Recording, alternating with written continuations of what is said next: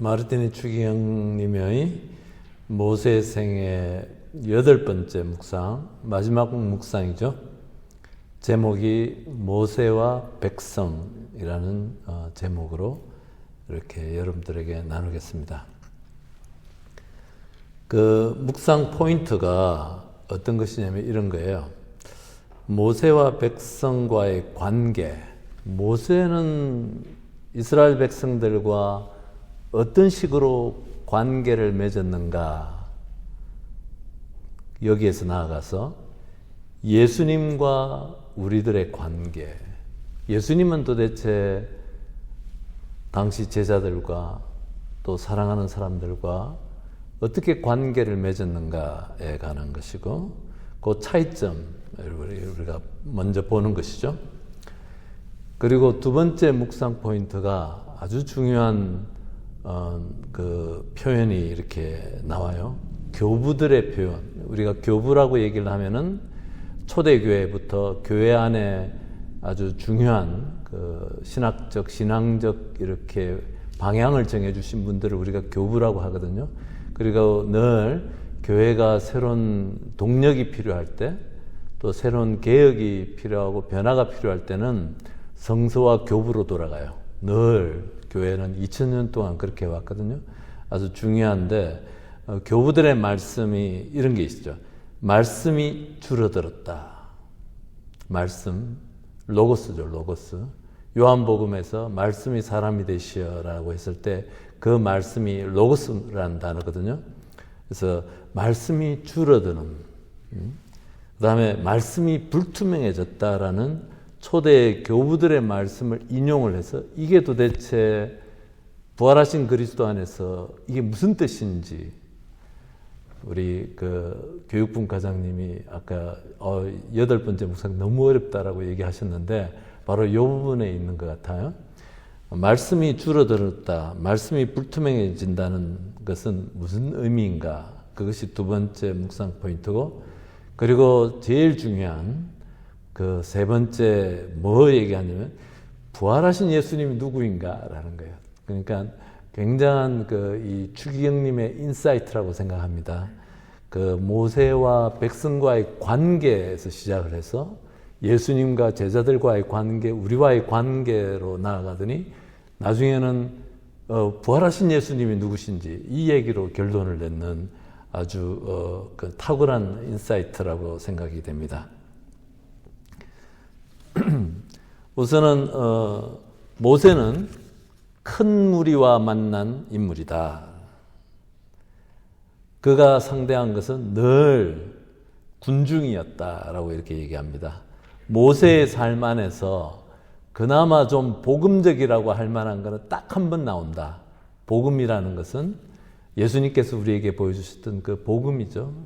사람을 위로하고 사람들과의 개인적인 관계 안에서 이렇게 위로하는 역할, 이런 역할을 하는 것은 딱 한 번 아론과의 그 관계 안에서 한 번 나오는데, 나머지는 모세는 철저하게 군중들과 다수와 늘 만나는 인물이었다. 그래서 모세의 법에서는, 모세의 율법이죠. 모세의 법에서는 개개인들과의 그 자비로운 관계, 사랑의 관계 같은 복음적 일화가 하나도 없다는 거예요. 그죠? 그렇습니까? 맞죠? 틀리지 않았습니다. 예. 근데 예수님은 완전히 다르다. 제가 이 복음이란 단어를 여러분들께서 어떻게 이해하시는지 잘 모르겠어요. 저한테는 굉장히 중요한 단어죠. 복음, 복음적이다. 복음이라는 것이 우리가 미사 때 읽는 그 복음만을 의미하는 것은 아닙니다. 우리가 대화 중에도 또 관계 안에서 어떻게 복음적이고 그 다음에 또 이런 복음화가 되는 것인가 하는 이런 차원에서 우리가 얘기할 때 굉장히 중요한 단어이거든요. 그래서 사람들과의 관계 안에서도 예를 들면 이렇습니다. 어느 구역, 예를 드는 거예요. 그냥 제가 상상해서 만드는 예이죠. 어느 구역에 갔더니 사람들이 막 그냥 깔깔거리고 재밌게 얘기는 했는데 그 안에 새로운 사람에 대한 배려나 또 경청이나 또 위로하는 말이나 이런 것들이 일어나지 않았다면은 복음적이지가 않아요.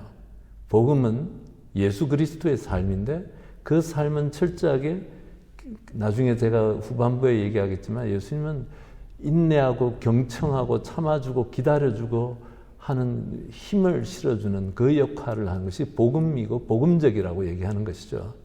그냥 시작 기도 멋있게 하고 마친 기도 멋있게 했지만 안에 내용은 정작 복음적이지 않은 경우가 너무 많은 것이죠. 그것이 구역 모임뿐만이 아니겠죠. 우리의 관계도 그렇다는 거죠. 한 가족이 다 성당에 열심히 미사 참석하지만 그 관계 안에서 일어나는 이 복음적 예수님의 그 모습을 닮은 그것이 일어나지 않는다면은 복음적이지 않은 것이죠, 그것이. 그래서 그 모세의 삶 안에서는 복음적이라고 할 만한 것은 딱 한 번 등장한다. 아론과의 관계 안에서. 반면에 예수님은 완전히 다르시다. 예수님은 이렇게 표현하십니다. 시간이 있고 친구가 있는 인물이다. 아주 예를 몇 가지 드셨는데 마리아 막달레나와의 만남 아주 전형적인 예다라는 것이죠. 그래서 그 이야기를 제가 그 성서 구절을 다 읽지는 않겠습니다. 근데 그 부활하신 예수님께서 무덤가 앞에서 마리아 막달레를 만났을 때 그 완전히 위로자로서의 직분, 사명을 이행하고 계신다. 한 사람 한 사람은 마리아 막달레나뿐만이 아니고 엠마오로 가는 두 제자들의 이야기들 안에서도 한 사람 한 사람을 붙들고 그들을 위해서 걸음을 멈추고 그 다음에 그들을 나눔을 경청하고 그 다음에 그 상대방이 알아듣도록 또 말씀을 성서의 말씀을 설명해주고 이렇게 그 해가는 것이죠. 이런 그 친구가 있고 시간이 있으신 분이다 이렇게 얘기를 하는 것이죠. 그래서 예수님과 사람들 또 우리와의 관계도 그렇다는 거죠. 그래서 늘 이렇게 그리고 결국에 가서는 엠마오의 두 제자들의 이야기도 그렇고 그 다음에 마리아 막달레나도 그렇고 끝에 가서는 눈이 열려서 자신을 알아보도록 기다리신다. 이것이 예수님의 방식이다. 이것이 복음이다라는 것이죠. 이런 복음적 그 모습을 예수님은 우리에게 보여주신다. 그래서 이렇게 묻습니다. 왜 성숙하고 알아보고 이해하기까지 기다리시는 것일까? 12제자들의 처음부터 끝까지가 그래요. 예수님께서 십자가에 못 박혀 돌아가시는 그 순간까지 제자들 중에 누구도 예수님을 제대로 이해할 수 없어 못 알아듣는 거죠. 그런데 포기하지 않으시고 경청하고 인내하시고 하시는 것이죠. 그래서 왜 이렇게 기다리실 것인가? 기다리는 것일까? 다 이렇게 그래서 모세와 다르게 예수님은 특수한데 몰두하신다. 특수한 관계 안에 몰두하신다. 그죠? 그 시간에 군중을 그냥 다 모아놓고 한마디 하셔야 되는데 예수님은 그렇게 하지 않으시고 한 사람 한 사람의 관계 안에 들어가신다. 시간을 내어주시고 기다리시고 극히 사소하고 극히 단순한 일에 기꺼이 몰입하시는 것처럼 보인다. 이 논리가 어디에 나오냐면은 이런 양의 논리에서도 그렇다. 사람들이 잘 이해 못하잖아요.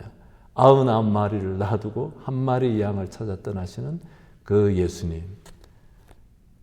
그리고 잃어버린 아들의 논리에서도 우리가 잘 이해하지 못하는 것이죠. 열심히 일한 사람 아들보다 또 일도 하지 않은 그 아들에게 관심을 기울이시는 그 논리. 이 특수한데 극히 사소하고 단순한 일에 이렇게 들어가신다. 그래서 이 복음과 관련해서 복음적이고, 복음이라는 것은 뭐냐면은 이렇게 사람들과의 관계, 또 다른 말로 표현하면 우리가 이렇게 표현할 수도 있겠어요. 어떤 사람이, 우리 중에 저는 많은 사람이 그럴 위험성이 있다라고 생각합니다. 저를 포함해서 하느님을 사랑한다라고, 예수님을 사랑한다라고 얘기하지만 구체적으로 아주 특수한 관계 안에서, 내 일상 안에서 만나는 그 어떤 사람에게 이런 복음적인 태도가 없다면은 사랑은 관념이 되어버린다. 그거는 구체화되지 않은 사랑인 것이죠. 복음적이지가 않은 거죠. 그냥 관념 속에서 우리는 신앙생활 할 수 있습니다. 굉장히 많이. 여러분들께서 이 점을 어떻게 받아들일지 모르겠는데, 저는 저 자신에게도 그런 모습도 있고, 또 많은 사람들한테서 그것을 보고 있다라고 생각을 합니다. 그래서 이 예수님께서 한 사람 한 사람에게 내어주시는 그 시간, 경청, 노력, 기다리심, 이런 것들이 굉장히 중요한 것이다. 그렇죠? 결론적으로 모세는 시간이 없고 친구가 없었다면 예수는 시간이 있고 친구가 있었다. 이것이 모세의 율법과 복음의 다른 점이다. 이렇게 얘기하시는 것이죠.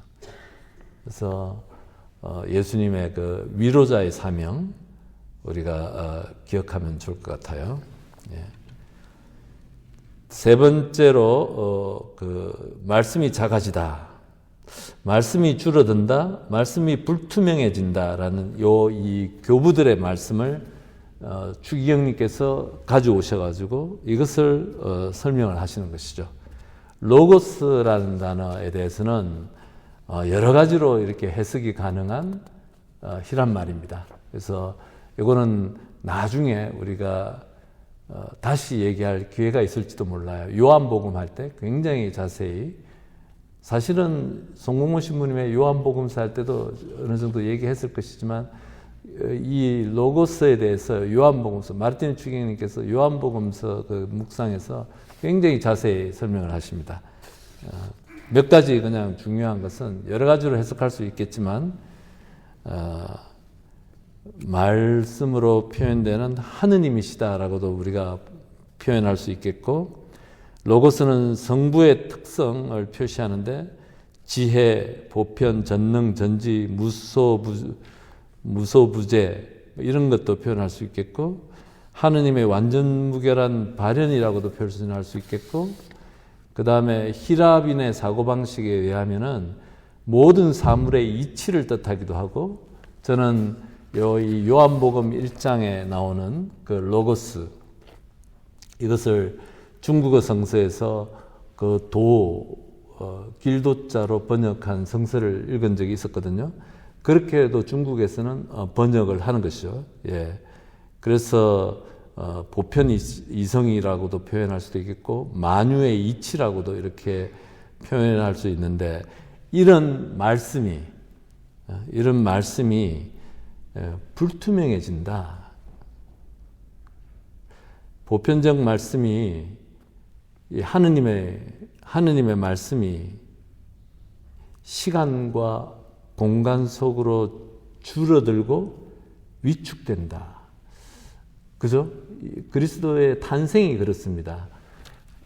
어떻게 우리 인간의 사고로 상상할 수 없는 그 무지무지하게 크신 하느님, 이 만유의 모든 우리가 인격신으로서 하느님을 기억하겠지만 어떻게 보면 이 만유의 이치와 하는 것이고 이것이 아주 극히 작은 모습으로 작아지고 구체화되고 위축되어지고 구유에서 태어나신다는 얘기잖아요. 그것이. 그래서 그걸 육화의 신비라고 이렇게 우리가 얘기하는 것이죠.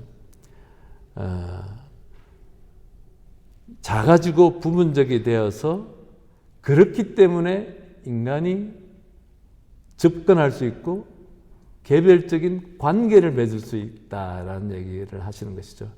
안 그러면 우리가 하느님과 관계를 맺기가 어렵다는 것이죠. 인간적인 관계, 우리가 인격적 관계 이렇게 얘기하는데 우리와의 그 관계를 위해서 육화되고 작아지고 축소되고 이렇게 된다는 것이죠. 그리고 이 불투명해진다는 말은 이 추기경님께서 이렇게 표현하실 때는 이렇게 표현하세요. 많은 사람들이 아주 클리어한 표징을 요구한다. 그잖아요. 하느님, 우리 맨날 하느님 어디 계셔? 찾고 있잖아요. 증명해봐. 또 뭔가 클리어한 표정을 요구하는데 하느님은 그런 클리어한 표징으로가 아니라 불투명 가운데 아주 작은 모습으로 오신다. 표징과 반대되는 게로서 불투명해진다. 개개인의 삶 속에 각각 다른 방식으로 사랑의 관계를 하는데 이것이 딱 하나로서 모든 사람이 다 이해할 수 있는 방식으로 하느님은 이런 분이야 라고 오지 않는다는 거예요. 불투명해진다.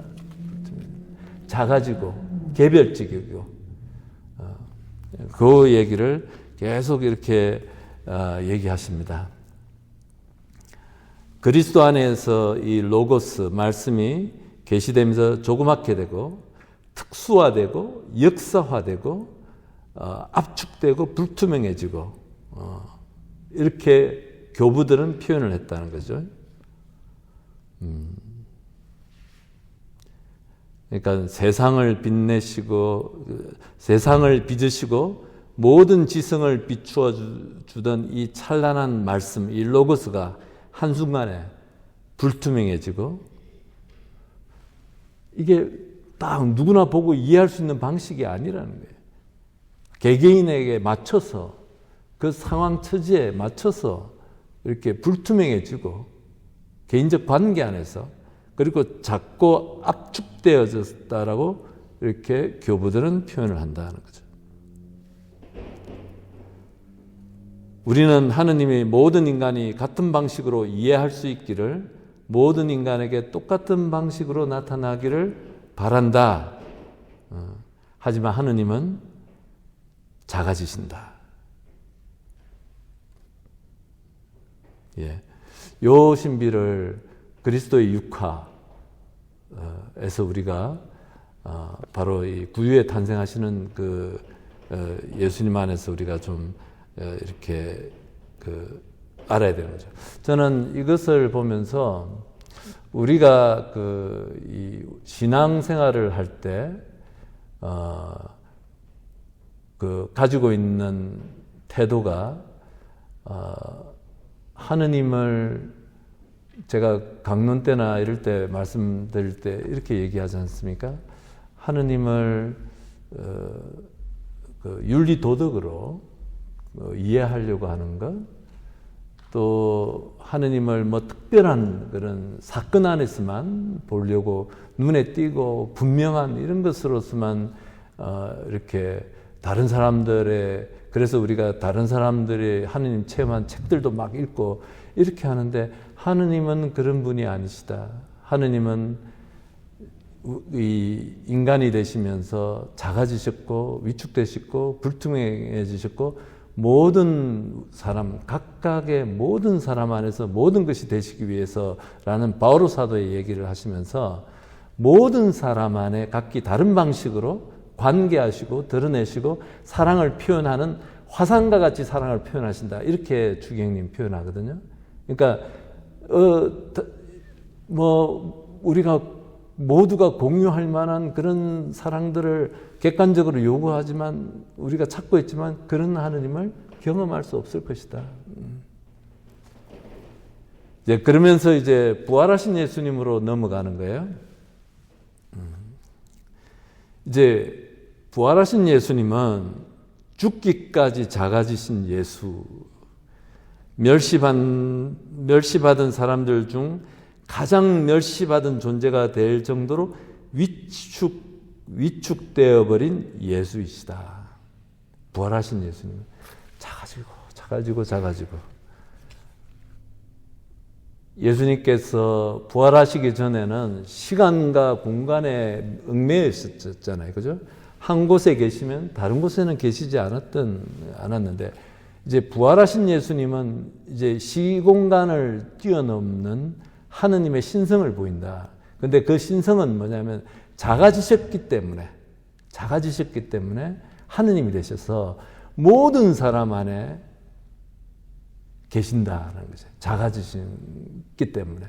객관적으로 크게 바깥에 멀찌감게 혼자 이렇게 전지전능한 모습으로 계시는 것이 아니라 작아져서 우리 모든 사람 안에 계시는 분. 그리고서 모든 사람을 각각 다른 방식으로, 그 사람의 방식으로 충만으로 이끌으시는 분으로서 그것이 하느님의 사랑이다라고 이렇게 그 추기경님께서 얘기하시는 것이죠. 제가 정확한 워딩으로 읽어드리겠습니다. 부활하신 그리스도는 우리 마음의 현현이란 말, 드러날 현자죠. 발현할 현자, 현현한 하느님의 사랑이시다. 성령을 통해서 인간 각자와 만인에게, 모든 사람에게, 특수한 몇 사람만이 아니고 사랑하시는 제자 몇 사람이 아니고 모든 만인에게 이 모든 이 한 사람 한 사람에게 나타난 하느님의 사랑이시다. 작아지시고 위축되시고 자신을 쪼개셨어. 예. 모니카 아직도 어렵죠? 예, 미안합니다. 근데 나중에 책을 정독을 한 두세 번을 하시면은 이 부분을 이해할 수 있다면은 굉장히 우리 부활하신 예수님에 대한 이해가 좀 더 깊어질 거라고 생각이 듭니다. 네. 이제 줄어드신 말씀, 작아지신 말씀의 부활의 위력이다.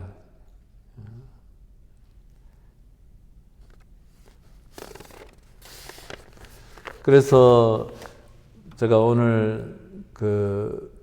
오늘뿐만이 아니라 늘 미사 강론 때 이렇게 말씀하시는 것이지만 우리가 이웃들 안에서 하느님을 발견하는 것, 내 안에서도 하느님을 발견해야 되겠지만 그것이 얼마나 중요한지, 바로 그것이 부활하신 예수님을 만나는 것이고 작아지고 위축되고 하지만 그 모든 사람 안에 계시고 모든 사람들을 충만으로 이끌어 가시는 그 하느님 얘기를 하는 것이죠. 그러면서 성 이냐시오 로욜라의 영신수련에 사랑을 얻기 위한 관상이죠. 관상과 연결시키십니다. 그 관상에서 아주 제일 중요한 질문인데, 저한테 제일 중요한 질문인데, 어떻게 하느님께서 나를 위해서 땅 위의 모든 피조물, 다른 사람뿐만 아니라 모든 이 피조물들 안에, 이 공기 안에서, 이 자연 안에서 일하시고 수고하시는지 생각할 것이다. 이런 질문이 있거든요. 하느님께서 작아지셔서 큰 만유의 이치로서 멀리서 또 이렇게 버티고 계시는 분이 아니라 작아진 분이 모든 피조물 안에서 이제 그 안에서 우리에게 생명을 주시기 위해서 일하시고 수고하시는지, 거기서 수고란 단어는 그 영어로 하면 레이버예요. 노동하시는지를 묵상하고 관상하라라고 이렇게 초대하시거든요. 그래서 이런 것이죠. 나가 저 사람 참 미워.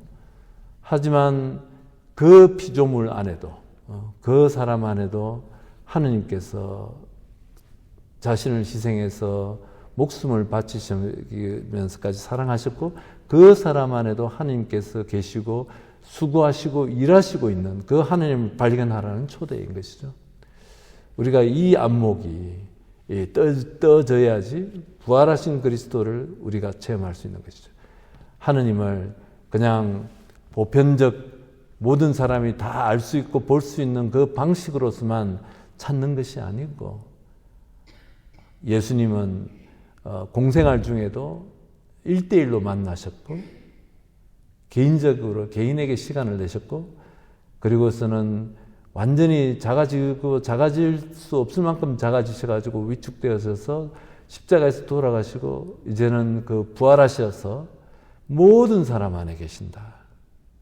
그리고 그 사람들을 위로하시고 생명으로 이끌려고 수고하시고 애쓴다는 것이죠. 그래서 그 하느님을, 그 예수님을, 부활하신 예수님을 이렇게 만나도록 초대하는 것입니다. 그래서 이렇게 추경님께서 표현하십니다. 우리의 운명은 단 한 사람과의 관계에 달려 있다고 주장한다. 저는 이 말이 너무 좋아요. 단 한 사람, 내가 만나는 사람, 내 일상에서 늘 부딪히는 사람들, 그 사람 안에 하느님을 보는 것, 이것이 특수한 관계인데, 이 특수한 관계 안에 보편성이, 하느님 구원의 보편성이 들어있다라고 이렇게 얘기하시는 것이죠. 너무 어렵게 됐죠. 예. 이것이 바오로 사도의 모든 만유의 안에 계시고 또 모든 것 안에서 모든 것이 되시는 그 하느님에 대한 얘기를 하는 것이죠. 모든 사람 안에 계시는데, 작은 모습으로 계시는데, 그 작은 계신 그분이 모든 것이 되신다. 하느님의 보편적 사랑을, 보편적 구원을 드러낸다는 거죠. 그래서 한 사람과의 관계가 그렇게 중요하다는 것이죠. 우리는 하느님을 세상에서, 사물에서, 타인들에게서, 역사 속에서 만나 뵙도록 부르심을 받는다. 비록 가장 사소한 봉사를 요하는 것일지라도 우리는 봉사 전체를 상대로 하는 셈이다.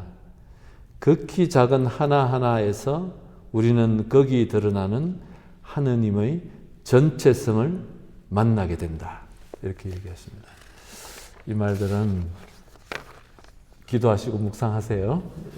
그냥 이렇게 강의로만 갖고서 이렇게 이해할 수 있는 것 같지도 않고, 저도 더 이제 기도를 더 해보겠습니다. 여러분들 이제 수요반이나 또 목요일 오전반에서 이렇게 나중에 청강 오시면 제가 좀 더 구체적인 예로 좀 설명해 드릴 수 있을지도 몰라요. 예.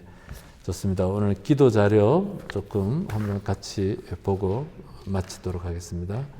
첫 번째는,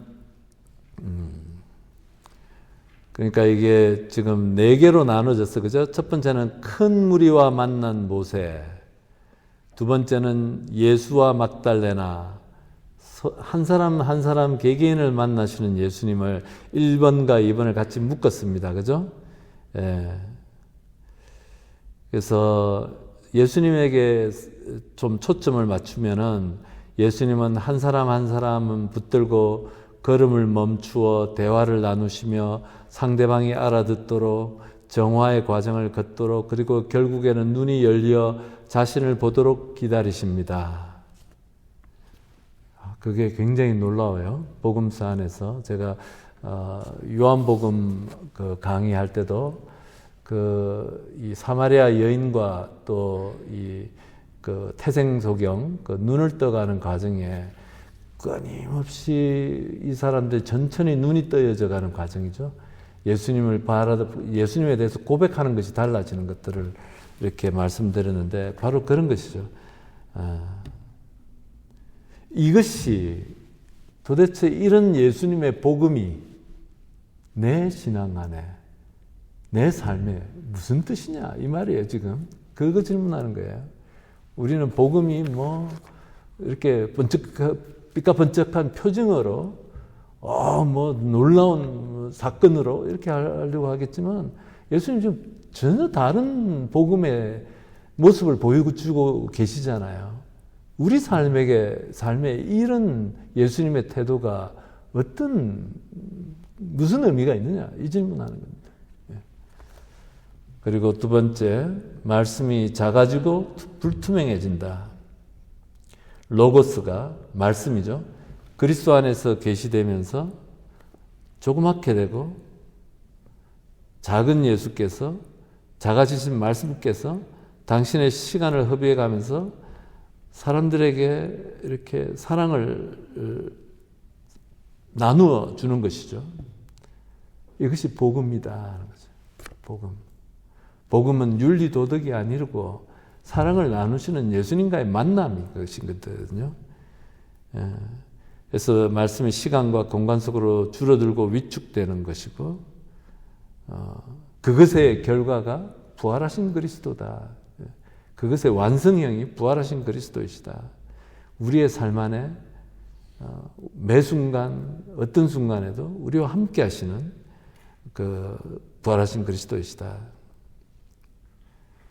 그래서 우리가 그러면은 어떻게 이렇게 작아지고 불투명해지시고 개개인의 삶 안에 모든 사람 안에 이렇게 계시는 그분을 만날 수 있기 위해서 우리가 어떤 노력을 해야 하는지 그런 것들을 이제 두 번째, 그러니까 3번이죠. 말씀이 작아지고 불투명해진다라는 그 주제로 이렇게 좀 머무르시면 좋겠습니다. 그리고 부활하신 예수는 죽기까지 작아지신 예수, 멸시받는 사람들 중 가장 멸시받은 존재가 될 정도로 위축되어 버린 예수님입니다. 많은 우리 형제 자매들한테는 이런 보캐블러리들이 이렇게 이해가 안 되는 게 많을 겁니다. 왜냐하면은 하느님이 전능하신데 기적을 행하시는 분이신데 이 생각만 하면은 복음이 이해가 안 되는 것이죠. 복음이. 예. 작아지시고 위축되신 말씀의 부활이 가지는 위력을 통해서 하느님의 영광은 모든 존재를 작아지신 그분이 그 하느님의 영광은 작아지시는 거예요. 커지신 게 아니라 예수님은 하느님의 영광을 드러내는 것은 작아지심으로써 드러내는 것이죠. 그리고 모든 존재를 그렇게 해야만이 당신으로 또 당신의 사랑으로 채운다는 것이죠. 그것이 순한 예수님의 죽음과 부활의 신비예요. 그것이. 이것이 하느님의 사랑이다. 부활하신 예수님의 하느님의 사랑이십니다. 예.